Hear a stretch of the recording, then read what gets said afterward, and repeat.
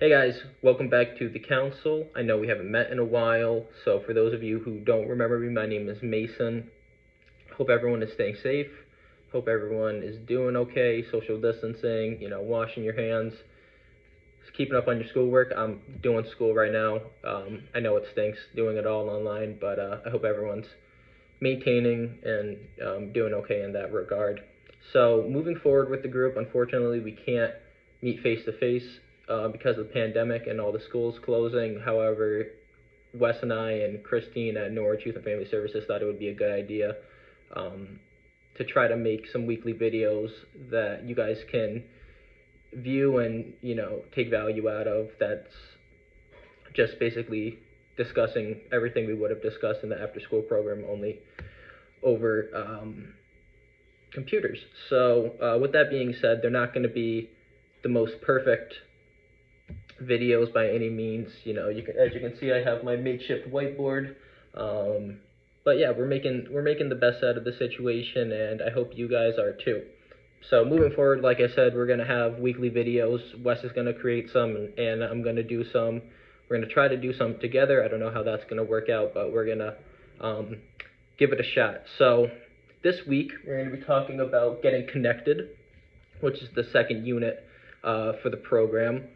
So essentially the goal of this is to learn how to communicate with one another, finding people that you can be comfortable talking to and confiding in is very important, especially with a time like this. Originally, what we wanted to do is have you guys bring in some personal items that you think represents you well, whether it's, maybe your favorite sports team, like a jersey that you have for them, or it's a pair of sneakers or a video game that you like playing. If you have a cool necklace that, your grandma got you or something like that and you really find value in it, we wanted you to bring that in hopes of getting everyone to get comfortable with each other and know each other, and then building relationships based off of the commonalities that we all have with each other. Now that we can't do that, I still wanted to talk about the importance of finding people that you can connect with and talk about, because this pandemic, it really is taking a toll on everyone's being affected by this.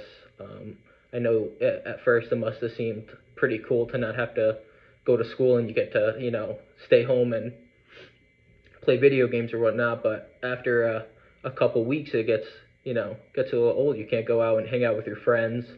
You can't see your grandma or your grandpa. You can't play sports, so that can be frustrating, and I understand that. And so we wanted to talk about how to handle some of those things.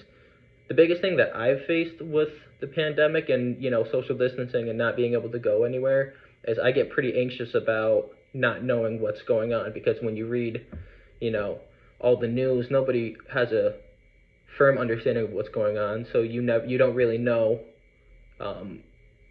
when everything's going to be back to normal. You can't see the light at the end of the tunnel, so to speak.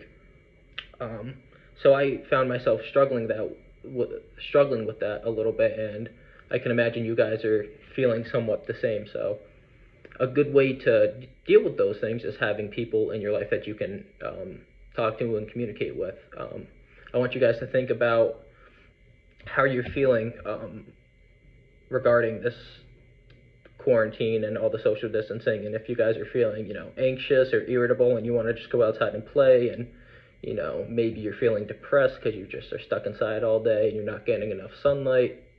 But I want you to think about those feelings, and I want you to think about how you would typically handle them.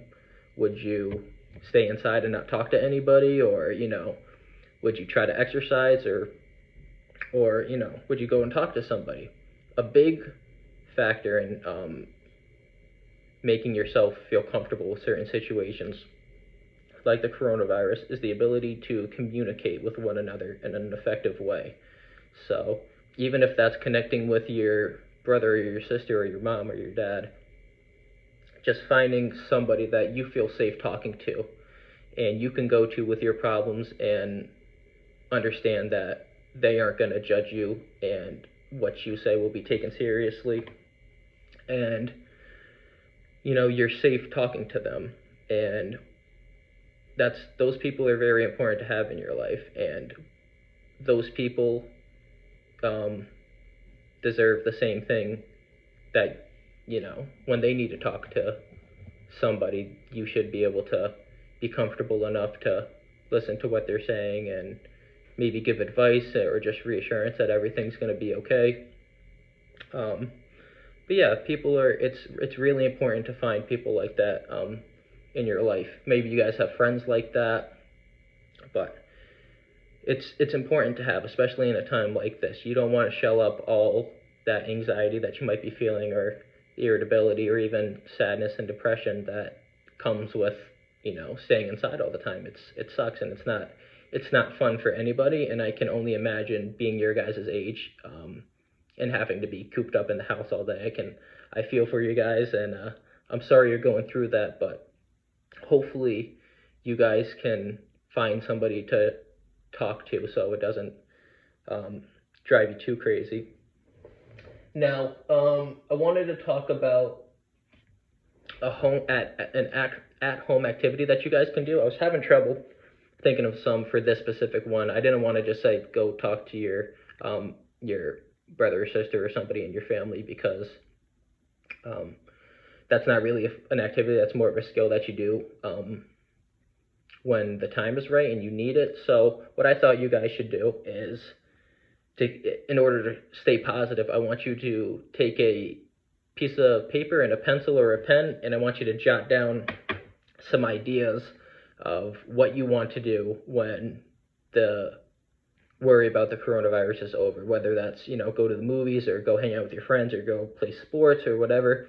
I want you to get a big list, try to get, 15 to 20 things on there, and I want you to put it up on a place that you can see it frequently throughout the day. So hopefully by doing that, it will keep your mind off of how bad things are right now, and put some positivity into your mind that you have something to look forward to when everything is all said and done. For me personally, I can't wait to go see my grandparents, for one, and just hang out with my friends.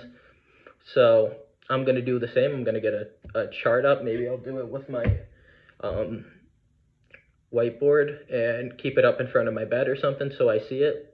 But I think that would be a great thing for you guys to do.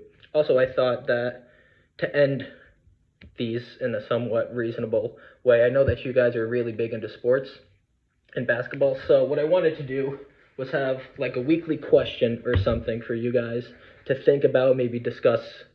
Maybe you guys can text each other or something about it. So, real easy one to start off. Who is the better basketball player? Is it Michael Jordan or LeBron James?